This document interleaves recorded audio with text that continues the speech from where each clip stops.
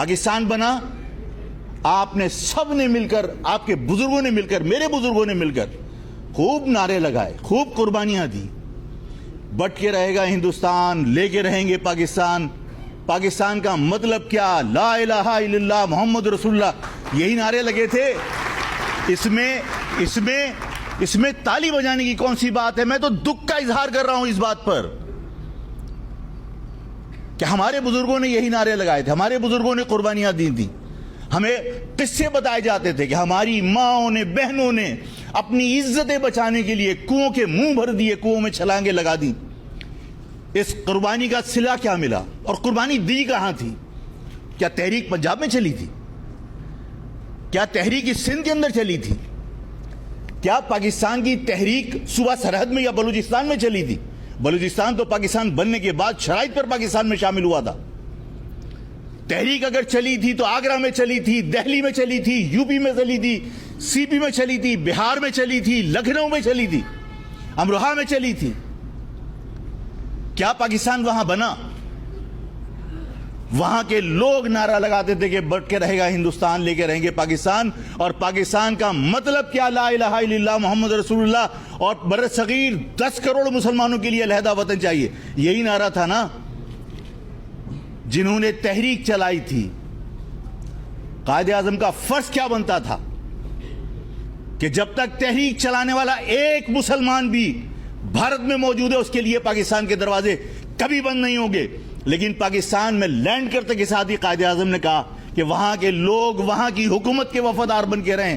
اگر مجھے یا میرے بزرگوں کو ہندوؤں کا غلام بن کر ہی رہنا تھا تو تحریک چلانے کی وہاں ضرورت کیوں پیش آئی؟ وہاں ان کے سر کیوں مانگے گئے؟ ان سے قربانی کیوں مانگی گئی؟ اگر ہمیں اسی طرح اپنے رانے درگاہ کرنا تھا، ہماری قوم کو ہندوؤں کے رحم و کرم پر چھوڑنا تھا، تو 10 کروڑ مسلمانوں کے لیے علیحدہ وطن کا نعرہ کیوں لگایا تھا؟ ہم اس فریب سے، اس دھوکے سے جو ہم نے نقصان اٹھایا، اس زخم کو بھی ہم نہیں سہ پا رہے. یہ دسمبر کا مہینہ ہے. اسی دسمبر میں محصورین مشرقی پاکستان کیمپوں میں گئے تھے. اسی دسمبر میں پاکستان 2 لخت ہوا تھا. حمید الرحمان کمیشن، اس کی رپورٹس پبلک ہونی چاہیے. پتہ چلنا چاہیے کہ بنگالیوں نے علیحدگی اختیار کیوں کی. پتہ چلنا چاہیے کہ کیا حالات تھے. میں اس بحث میں پڑھنا خود نہیں چاہتا. میں اپنی طرف سے کوئی بات کہنا نہیں چاہتا کہ کس نے ظلم کیا. میں یہ بھی کہنا نہیں چاہتا کس نے سازشیں کی. حمید الرحمان کمیشن میں نے نہیں بنایا تھا. اس کی جو بھی رپورٹ ہے پبلک ہونی چاہیے تاکہ لوگوں کو پتہ چلے کہ بنگالیوں نے علیحدگی کیوں اختیار کی تھی.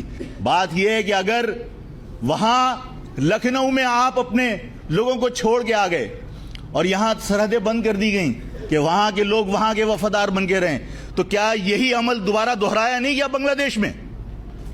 کہ بنگلہ دیش میں جنہیں آپ بہاری کہتے ہو، جنہیں باقی قومیں بہاری کہتی ہیں، میں انہیں اپنا بھائی کہتا ہوں، میں انہیں اپنا رشتہ دار کہتا ہوں. وہ میرے رشتہ دار ہیں، میری قوم سے تعلق رکھتے ہیں.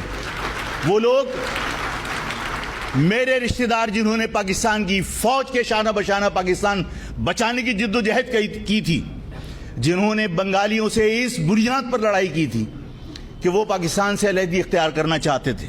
آپ پاکستان بچانے کی جد و جہد کر رہے تھے، آپ پاکستان کو بچانا چاہتے تھے، آپ پاکستان کی افواج کے شانہ بشانہ لڑ رہے تھے بنگالیوں کے خلاف. حقیقت ہے ہم سب سنتے چلے آ رہے ہیں تحریکوں کے اندر کہ کیا کیا ہوتا رہا.